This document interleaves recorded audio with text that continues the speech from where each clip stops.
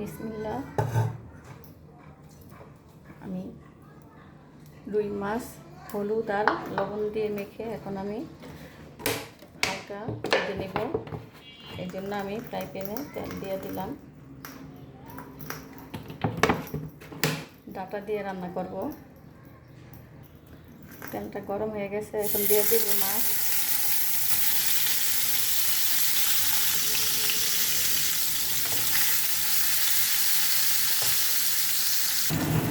মাছ ভাজা হয়ে গেছে, এখন পেঁয়াজ দিলাম 2 চামচ পরিমাণ,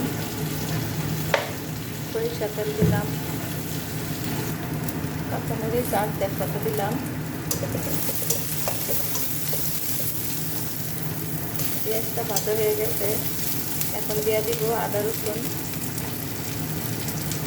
2 চামচ পরিমাণ আদা রসুন দিলাম, লবণ দিলাম 1 চামচ পরিমাণ।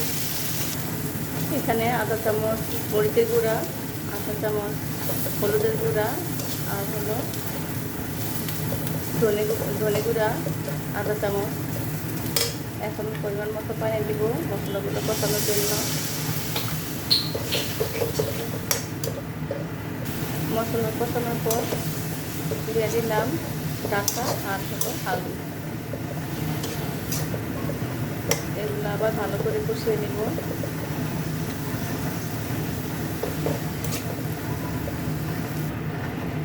ডাটাগুলোর সাথে মাছগুলো দিয়ে দিলাম। মাছগুলো হালকা ভেজেছিলাম, এই জন্য একসাথে ভালো করে কষিয়ে নিব।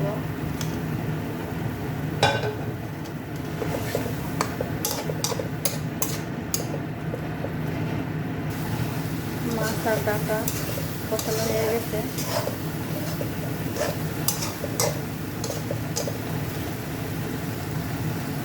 এখন পানি দিয়ে দিব।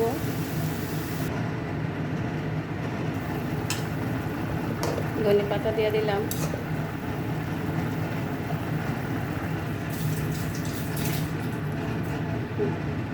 তরকারি হয়ে গেল।